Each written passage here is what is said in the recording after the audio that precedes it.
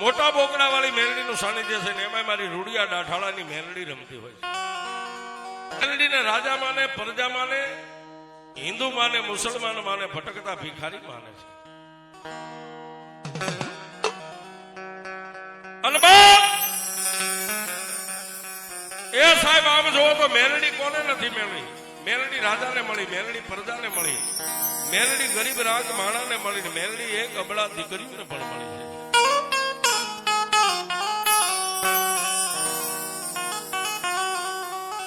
પણ અમે કાયમ કીધું છે કોઈ નો કરે એવું મેલડી કરે, કોઈ નો આપે એવું મેલડી આપે છે.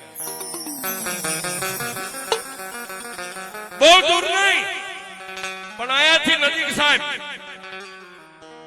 લોટકો મારા ઘા કરે ને પથ્થર પડે, હાવ નજીક નો ગામ.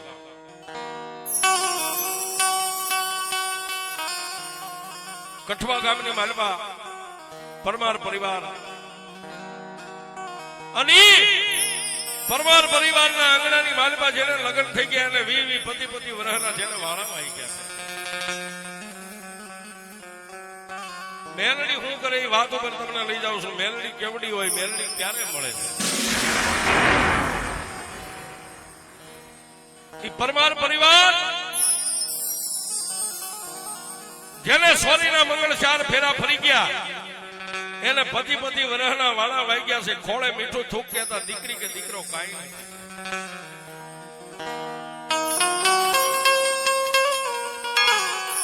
પણ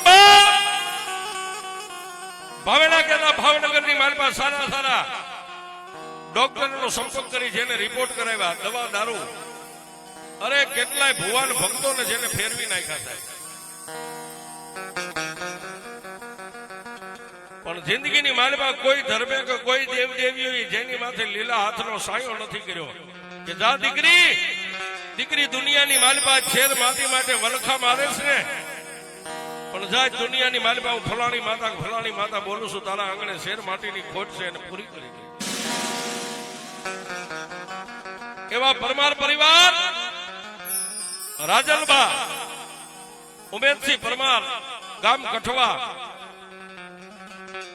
છેલ્લે એ સાહેબ ભાવેણા નગરી કહેતા ભાવનગરના સારા ડોક્ટરોને ઊંચા હાથ કરીને એટલું કીધું, દરબાર હવે આની માલમાં રૂપિયા ભાંગશો ને, કારણ કે રાજલબા એક એવું જાણવું છે ને, હવે એને દીકરાની કોઈ આશા નથી ને એને સંતાન નહીં થાય.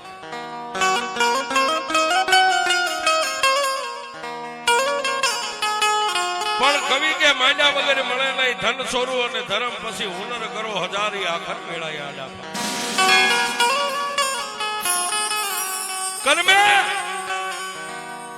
કર્મે લખ્યા કિરદાર કોઈના સઠી ના ચૂકે નહીં, પછી હુનર કરો હજારી આખર મેળાયા આડા. ઉમેદસિંહ પરમારે પોતે આશા મેળવી દીધી કે બસ હવે આ જન્મારો તો મારે કોઈ હવે આશા નથી. પણ બાપ,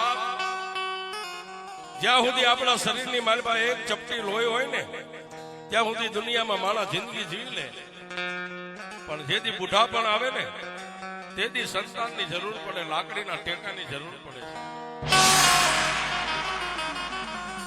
પણ કઠવા ગામની માલમાં મેઘલી અંધારી રાજ મળે. ઉમેદસિંહ પરમાર અને રાજલબા બે માણા મેઘલી અંધારી રાજે આકાશના તારોડિયા ગણી અને રાજલબા પોતાના સ્વામીનાથ ઉમેદસિંહ પરમારને એટલું કે પરમાર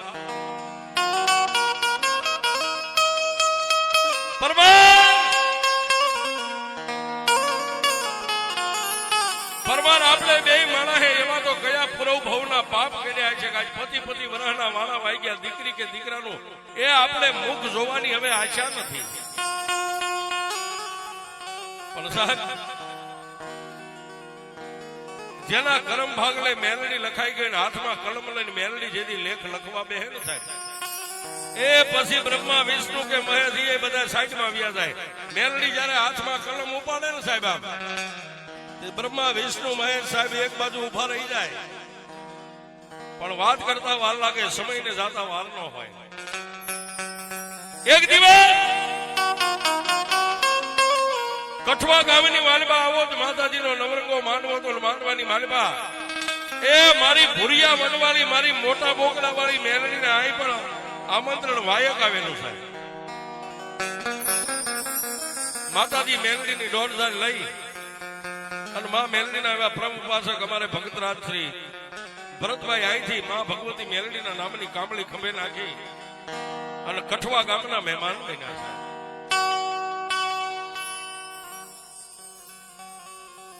ઉમેદસિંહ પરમાર સરસ એની હાજરી છે ને એ હાજર છે ને આ વાત માથે સાહેબ એ 2500 રૂપિયા આપીને મારી મોટા બોટિયા વાળી મેલડીને 2500 રૂપિયાથી વધાવે.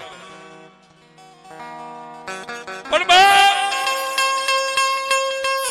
એક અમારા ભગવા ભેખનો દીકરો મારી મોટા બોકડા વાળી મેલડી નો ભગત જેને રાજનીતિ મેલડી નું ભજન કરેલું મેલડી સામે જેને હાથ હોમી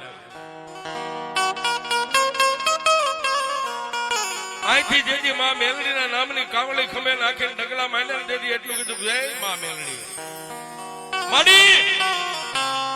મારી નહીં પણ મારા બાપ દાદાની કમાણી જો કદાચ તારી પેડલીએ ત્રાપરના ટીપે પડી હોય ને મારી દુનિયા ક્ષેત્રે મારી મેલડી મને છેતરતી નહીં હોય.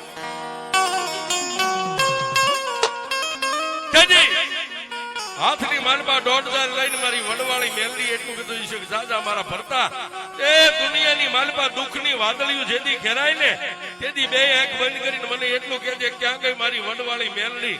ભલા મારા દુઃખનો પિયાલો કરી ન પી જાવ તો તારા બાપ દાદાનું ધર્મ મેલ.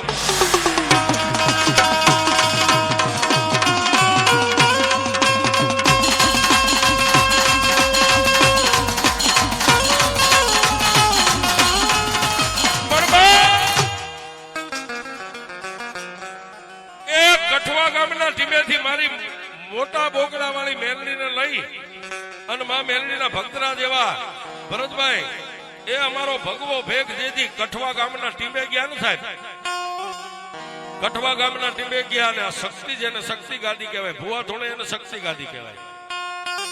એ એક પછી એક ભુવાજીના વારો આવ્યો અને જયારે અમારા ભગવા ભેગ અમારે માં ભગવતી મેલડીના પ્રમુખ ઉપાસક એવા ભક્તરાજ ભરતભાઈ નો જયારે વારો આવ્યો ને સાહેબ એ રાવણ દેવે મારી મોટા બોકડા વાળી મેલડી નો આરાધ કર્યો ડાકની માથે દાંડી મારી અને મારી લોઠાના દાંત વાળી જેને કાળનો કાળ કહેવાય મારા ત્રાપદના ટીંબાનું ધર્મ મારી હવા વેદની નાગણી મારા ભરતભાઈ ના ખોળીએ આવી.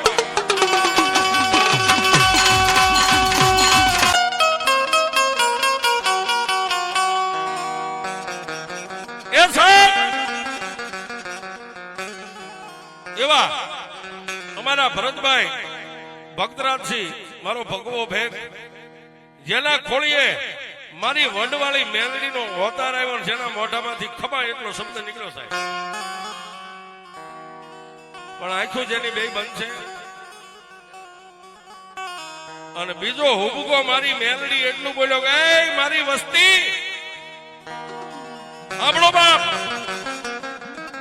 આજ ત્રાપદના ટીમેથી જો કદાચ હું મેલડી આજ કઠવા ગામના માંડવાની માલપા રમવા આવી હોય ને એ માગી લ્યો આજ દુનિયાની માલપા માગો એનો પૂરું કરી દઉં તો જગતની માલપા મને મોટા બોકડા વાળી મેલડીને માને કોણ.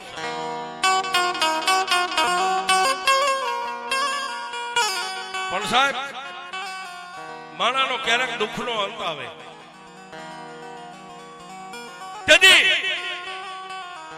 પરમાર પરિવારના વવારું રાજલબા ઉભા થયા ઉભા થઈ અને મારી મેલડીની સામે ખોળો પાથરીને એટલું કીધું કે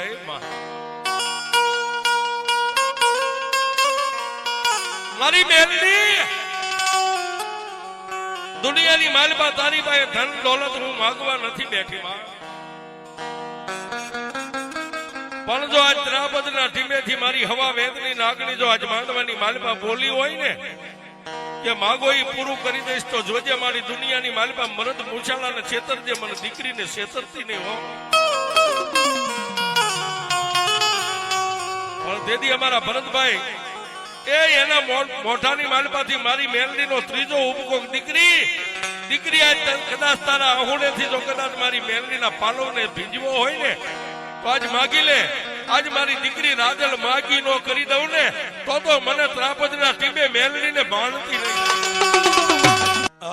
હમણાં જેને 2500 રૂપિયા આપ્યા એ અમારા ઉમેદસિંહ પરમારના ધર્મપત્ની એવા અમારા બેન શ્રી રાજલબા પરમાર એ બીજા 1100 રૂપિયા આપીને મારી બુટિયા વાળી મેલડીને બધા માટે જાજુ આપે.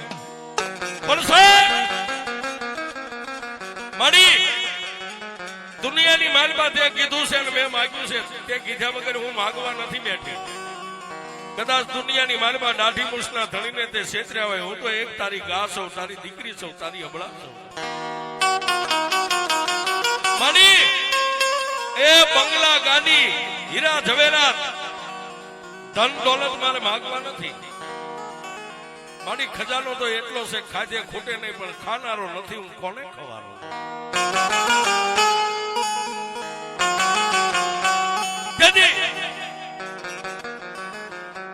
મારી એ દુનિયાના ભુવા થાકી ગયા છે, દુનિયાના ડોક્ટરો થાકી ગયા છે, પણ એ મારી ત્રાપદના ટીમે બેઠેલી મારી ભગવા ભેખની મારી ભૂલિયા વડવાળી મેલડી મારી તું જો ન થાકી હોય ને તો તારી દીકરી તારી પાસે ખોળો પાથરીના ખોળામાં હવા છે માટી છે ને એ માટીની ખોટ છે ને માટીની ખોટ મારી મેલડી પૂરી કરી દે બાપ.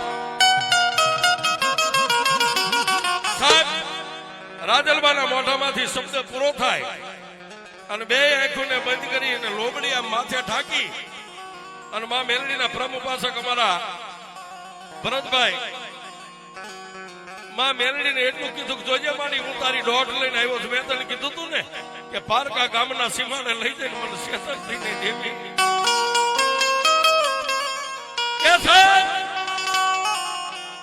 આટલો શબ્દ પૂરો થાય ને માં ભગવતી મેલડીની હાન થઈ સાદા મારા ભરતા જગતની માલપા એ દુનિયાના ભુવા કદાચ હવળા હાથે જાહેર આપે આમ ચપટી ભરી અને રાજલબા પરમારને હવળા હાથે જાહેરનો દાણો દઈ દે અને મારી જાહેર ખાય. દુનિયાના ભુવા થાકી જાય, દુનિયાના ડોક્ટરો થાકી જાય, ત્યાંથી મારી વડવાળી મેલડી કે મારો એકલો ઘૂંટાય એ જાહેર ખાઈ જાય અને હુકાઈ ગયેલા ઝાડને જો લીલા કુકડા નો ફોડું તો તારી મેં ફોડું તો તારી મેં ફોડું તો તારી મેં.